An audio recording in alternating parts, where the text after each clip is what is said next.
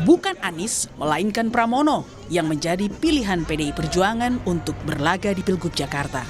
Sosok Pramono bukan sembarang politisi. Ia yang kini menjabat Menteri Sekretaris Kabinet sudah 27 tahun bersama Megawati di PDI Perjuangan.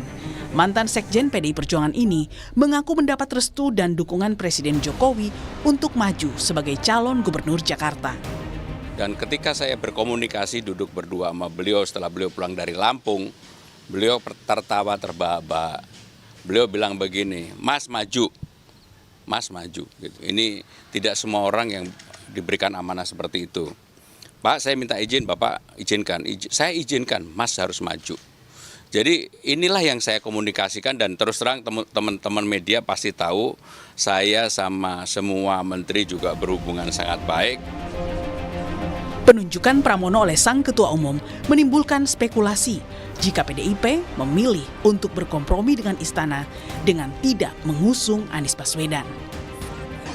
Nggak ada kompromi, kita semua baik-baik saja, berusaha untuk bisa saling menjaga persatuan dan kesatuan, dan pilkada ini kan hak politik dari semua partai politik, jadi mempunyai kesempatan untuk sama-sama mengusung calonnya masing-masing. Di mata pengamat, posisi Pramono yang berada di lingkaran kekuasaan menjadi sangat strategis bagi politik PDIP ke depan dengan pemerintahan yang baru. Memang Mas Pram ini punya posisi yang sangat strategis ya. Dan secara personal bukan seorang figur yang konfliktual. Beliau lebih banyak bekerja di belakang layar. Jadi bayangkan di situasi di mana hubungan kedua tokoh ini sedang tidak baik-baik saja, Mas Pram bisa menjadi jembatan. Dan bisa diterima juga oleh Pak Prabowo, oleh Mbak Puan. Jadi ini figur yang menurut saya less polarizing, lebih menyatukan. Bila Pramono mengaku sudah direstui Jokowi dan mendapat wakil yang dikenal sebagai tokoh Betawi Rano Karno, sang penantang Ridwan Kamil yang dikenal fans berat klub Persib Bandung mengaku sengaja menggunakan syal berwarna oranye untuk menghormati kultur warga Jakarta. Ia pun optimis menang karena punya pengalaman memimpin sejak jadi wali kota hingga gubernur. Pertama kami membawa pengalaman, saya 2 kali pemimpin wilayah, Pak Suswono membawa pengalaman sebagai menteri di pemerintah pusat. 2 kekuatan ini bisa mengisi semua kebutuhan ya dalam dimensi-dimensi pembangunan. Memang warna identitas wilayah Jakarta identik dengan warna oranye juga ya. Ini jam tangan saya juga oranye tuh. Karena kita menghormati nilai-nilai yang menjadi sebuah budaya di sebuah wilayah. Nah, karena wilayahnya Jakarta tentu kita menyesuaikan. Sejak pendaftaran dibuka tanggal 27 Agustus, KPU Jakarta sudah menerima 2 pasang calon yang diusung parpol dan malam nanti 1 paslon dari jalur independen, yakni Dharma Pongrekun dan Kunwardana, dikabarkan baru akan mendaftarkan diri. Tim Liputan, Kompas TV.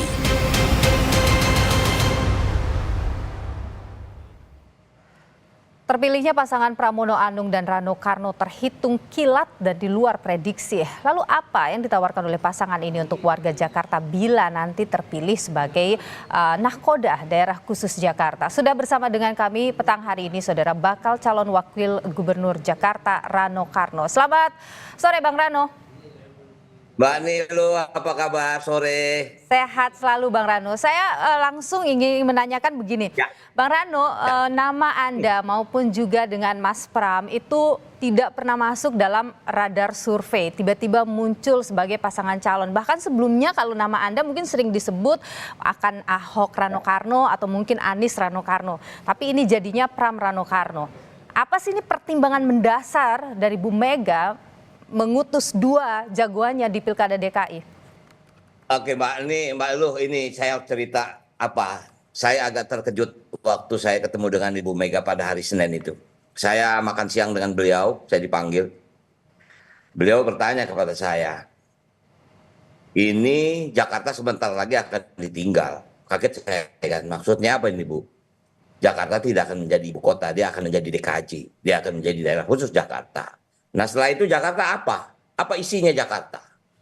Saya juga cukup terkejut dengan apa ya, Ya saya tahu beliau ini kan presiden, dalam pengertian visi beliau kan Nusantara atau Indonesia. Ya, tapi Bang Rano, maaf, sekarang beliau punya kegelisahan dengan ini. Oke, Halo. lanjut. Audionya sudah bagus, silakan. Oke, nah jadi Jakarta akan menjadi wilayah yang baru. Nah inilah yang harus diisi. Saya juga cukup terkejut di saat Ibu menyebut nama Mas Pramono. Saya kenal dengan Mas Pram. Mas Pram itu saya kenal waktu beliau masih menjadi sekjen. Kemudian ya beliau tahu level menteri segala macam. Waktu Ibu bicara tentang Mas Pramono, saya juga tanya, Bu, maaf, apa Mas Pram mau? Ini tidak kata tidak mau. Ini prerogatif saya sebagai ketua umum dan ini tidak ada diskusi, perintah. Jadi kalian berdua harus masuk di wilayah DKI Jakarta. Itu loh Mbak. Oke, jadi pemilihan Anda berdua karena memang Bu Mega tidak mau orang di luar loyalis PDIP, yang loyal pada Bu Mega. Barangkali kita semua tahu ya, pada waktu hari Senin atau Selasa kan Mas Anies datang. Kebetulan yang terima saya Mbak nih. Memang setiap hari kami itu ada rapat, ya ada rapat. Memang sedang menggodok tentang pilkada di beberapa daerah. Nah, di saat pada waktu saya datang itu, memang saya mendapat tugas untuk mendampingi Mas Anies gitu. Cuman awalnya Mas Anies tanya sama saya, Mas ada di mana? Saya ada di BKN, saya bilang saya ada di DPP di BKN. Ketemulah kita. Nah, sebetulnya hari itu tidak ada dalam pengertian kami wacana untuk DKI. Ada beberapa wilayah, gitu kan? Karena memang ya saya kebetulan kan DPP. Jadi memang kita harus mengejar sampai tanggal 27 itu harus selesai. Dalam arti kata semua wilayah cakada-cakada ini sudah selesai. Sebetulnya ya kita semua tahu lah. Nama Mas Anies ada dalam radar itu. Kemudian ada nama Mas Ahok juga. Artinya, tentang bagaimana saya dipilih dengan Mas Pram itu tentu adalah keputusan Ibu sebagai ketua umum. Dan kita sebagai petugas partai siap menyatakan ditempatkan di mana saja. Bang Rano, Anda tidak khawatir dianggap turun kasta gitu? Sebelumnya Gubernur Banten, sekarang jadi wakil gubernur, bakal calon wakil gubernur. No. Tidak. Saya jujur pada waktu Ibu bicara itu, saya terpanggil, Mbak. Saya jujur terpanggil. Saya minta maaf, mungkin saya orang sangat romantis. Saya punya kesan kepada impian seorang Sabeni atau babenya Sidul tentang satu saat lo harus jadi gubernur DKI. Artinya dalam celotehan-celotehan dia, artinya sebuah jabatan itu kan nggak bisa dikerjakan sendiri. Ya kebetulan sebagai kebijakan ada pada pimpinan ada gubernur, tapi seorang wakil gubernur itu juga punya fungsi yang tidak bisa diabaikan, Mbak. Nah, jadi artinya buat saya ada masalah turun tahta pernah jadi gubernur, kemudian sekarang jadi wakil gubernur.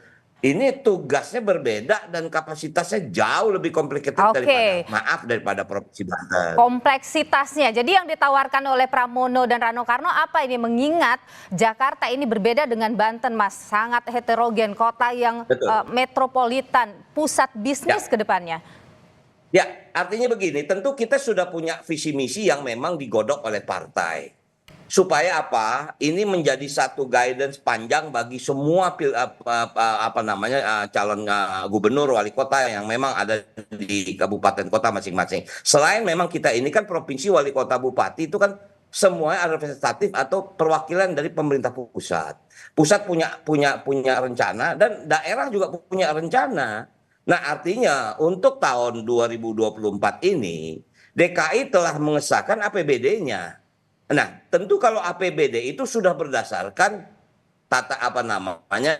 istilahnya visi misi dari pimpinan terdahulu. Nah, untuk 2024-2025 dengan anggaran 85 triliun, kita harus menjalankan itu. Sambil kita siapkan visi misi untuk 2025 dan selanjutnya. Nah, yang ditarget utama apa di situ, Mas? Jadi target utama di situ yang jadi program prioritas utama yang harus diselesaikan di DKI bagi pasangan Pramono Rano Karno itu apa? Mbak, dalam pemerintahan di mana-mana, apapun di mana-mana, itu sebetulnya hanya dibagi menjadi dua. Satu urusan wajib, satu urusan pilihan. Urusan wajib itu adalah yang terkait dengan pelayanan dasar. Misalnya seperti pendidikan dasar, kesehatan, lingkungan hidup, perhubungan, kependudukan dan sebagainya. Itu adalah yang dikatakan urusan wajib. Nah, karena urusan pilihan itu tergantung bagaimana potensi, misalnya perikanan, kemudian pariwisata, pertanian, kehutanan, energi. Nah, artinya dari dua urusan wajib dan urusan pilihan itu adalah konsentrasi full dari sebuah pemerintah daerah di mana saja. Ini undang-undang. Sementara kita tahu Jakarta itu infrastruktur, kemacetan, banjir, sekarang ditambah lagi dengan iklim climate change, di mana air laut di sebagian utara sudah mulai meningkat. Ini harus menjadi pemikiran-pemikiran selanjutnya ke depan. Jadi itulah keberpihakan dari seorang pimpinan. Nah, itulah barangkali kenapa Mas Pramono Anung diperintahkan Ibu sebagai gubernur, karena beliau itu seorang konseptor. Yakin saya. Jadi ini sebetulnya, minta maaf, bukan saya kampanye, belum waktunya kampanye. Ini pasangannya paling ideal sebetulnya. Oke, tapi Mas Pram begini, dari sekian, Bang Rano begini, dari sekian banyak masalahnya Jakarta ini, kalau pasangan Pram Rano Karno mau mulai dari mana dulu diselesaikan? Yang mana dulu? Pak, seperti saya katakan tadi, kita masuk ke sebuah wilayah, itu tidak bisa kita melangkah sendiri. Mereka sudah punya perencanaan awal. Kita lihat apa prioritas kalian.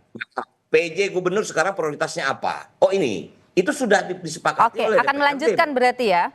Iya, DPRD sudah melanjutkan. Dia mengetok anggaran 85 triliun, itu harus dikerjakan. Kalaupun ada perubahan nanti di APBD, perubahan bahwa kita sebagai gubernur atau wakil gubernur yang baru, kita punya program ini yang tidak ada dalam APBD kemarin. Nah itu mekanismenya Mbak. Nggak bisa ujuk-ujuk kita gubernur datang, saya minta maaf siapapun. Dia tidak bisa membawa sebuah perencanaan sendiri untuk tahun 2025 yang sudah disepakati oleh DPRD. Itulah sebuah mekanisme kepemerintahan Mbak. Gitu. Oke, Bang Rano, Anda ini dikenal, ya kita tahu Anda dikenal sebagai sidul, seniman. Anda juga sangat dekat dengan kebetawian gitu lah, meskipun Anda sebelumnya di Banten seorang politisi gitu. Anda ingin Rano Karnonya sendiri itu ingin bawa apa? Wow, saya sangat berterima kasih di saat tim atau Taman Ismail Marzuki dijadikan revitalisasi sebuah tempat kesenian. Walaupun memang sebelum tim itu dibuat, para seniman pernah bertemu dengan saya. Dulu tim itu dikelola oleh seniman. Sekarang dikelola oleh badan BUMD daerah. Di mana kesenian itu sangat terlalu mahal. Bahwa ini saya bicara frame kecil saja. Untuk menyewa sebuah tempat arena di tim itu tidak bisa dikejar oleh seniman. Nah, ini harus cari solusinya, Mbak. Oke. Artinya memang secara realita, maaf, dulu tim itu kan kotor, jorok, kumuh. Sekarang direvitalisasi begitu mewah, tapi tidak terkejar dengan seniman. Nah ini tentu saya akan ada di situ. Oke, Gitu. jadi Anda juga akan menghadirkan program-program untuk seniman gitu, kesenian Betawi misalnya Mbak, itu. sekarang begini, saya minta maaf saya potong. Saya pada waktu itu, saya tinggal di daerah Tebet atau di beberapa daerah di Jakarta itu balai rakyat ada banyak Mbak. Balai rakyat itu ditempatkan memang untuk anak-anak berkreasi, baik olahraga, kesenian, kebudayaan. Sekarang balai rakyat sudah rubuh semua. Kalaupun ada, sudah habis, tidak menjadi satu fokus. Nah itulah yang mungkin membuat anak-anak kita menjadi geng motor, mereka terlibat narkoba. Karena apa? Tidak ada pelarian dalam sebuah kreativitas. Itu yang saya bangun. Dulu. Baik, Bung Rano, maaf, ya. saya selalu terganggu. Bang Rano, ada spekulasi yang muncul belakangan bahwa munculnya Mas Pram sebagai calon gubernur dan Anda sebagai calon wakil gubernurnya, begitu bakal calon ya. Ini ada sebuah kompromi politik gitu antara PDIP dengan Istana. Komentar Anda soal ini? Saya yakin tidak ada, Mbak. Tidak ada gitu loh. Ini kenapa misalnya, maaf, saya pertama kali hanya mendengar dua nama. Maaf, saya kembali lagi menyatakan, Mbak, siapapun gubernurnya, wakil gubernurnya pasti Rano Karno. Artinya Saya hanya mendengar dua nama. dua nama itu Saya adalah hanya mendengar dua nama, ya, Anies dengan Mas Ahok. dan Nah, ketika kemudian kita ini kan partai kader, Mbak. Tentu prioritas utama adalah kader.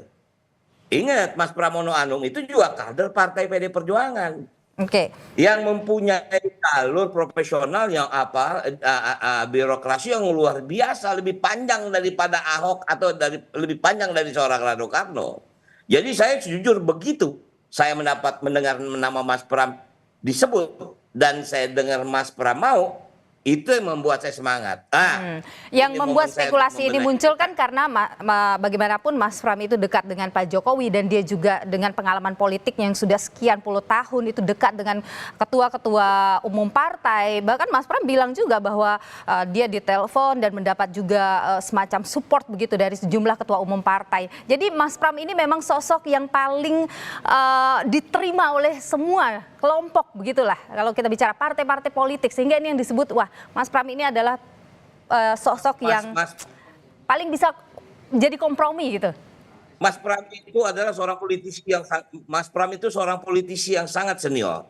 Ya, artinya beliau sangat dekat dengan, maaf kalau saya boleh menyebut, dengan Pak Prabowo dekat, dengan apalagi dengan Pak Jokowi dekat. Mungkin saja normatif lah barangkali begitu Mas Pram mungkin lapor kepada Pak Presiden, Pak izin saya diperintahkan untuk, pasti Pak Presiden, ya saya minta maaf Mbak, saya minta maaf. Biar bagaimana darah Pak Presiden itu masih darah merah.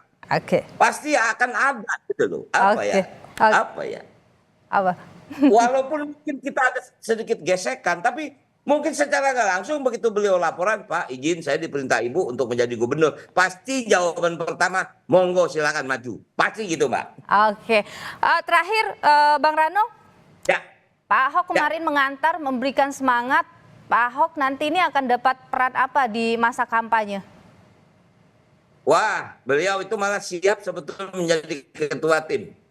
Tapi tentu saja ini begini Mbak, pilkada ini serentak di mana-mana, nggak mungkin kita ada di satu tempat. Mungkin saja Ahok ditugaskan tempat lain. Kalau di karena Jakarta? memang mungkin di Jakarta, mungkin Kalau di Mas Jakarta? Napitupulu, ini kita belum tahu nih Mbak. Tapi artinya sosok Ahok itu sangat kita perlukan sebagai masukan kita. Oke, kalau misalnya Pram dan Rano Karno terpilih, Pak Ahok akan dapat peran sebesar apa untuk kemudian membantu membangun Jakarta? Wah, tentu dia akan banyak memberikan masukan gitu. Saya sangat Akan tahu ada karakter posisi Pak Ahok. khusus gitu misalnya untuk Pak Ahok? Nggak ada khusus-khususan, nggak ada. Dia tetap menjadi apa ya? Ya sebagai think tank saja oke. Tidak ada istilah masuk dalam staf ahli, staf khusus, tidak ada. Karena kebetulan Pak Ahok tuh kan punya tugas di DPP partai. Oke, tapi tetap akan membantu gitulah ya kira-kira. Pasti kita semua, makanya saya bilang Bang Edi Pras ya, mantan DPRD, kemudian tadi juga diantar Bang Eriko Sutarduga sebagai anggota DPR. Ya kita semua duduk bersama. Oke. Apa yang bisa kita lakukan? Walaupun maaf Mbak, secara guidance kita udah tahu bagaimana pemerintahan itu dijalankan. Tinggal kebijakan apa yang kita mau prioritaskan. Itu saya katakan. Jakarta 85 triliun. Mau bikin apa? Pendidikan seperti apa? Kesehatan seperti apa? Kemudian infrastruktur seperti apa? Jadi kita tinggal pilih, kita mau prioritas apa dulu. Oke, kita bikin, maaf misal kita bikin di selatan, utara mau banjir. Bagaimana nih? Bagaimana bendungan di sana?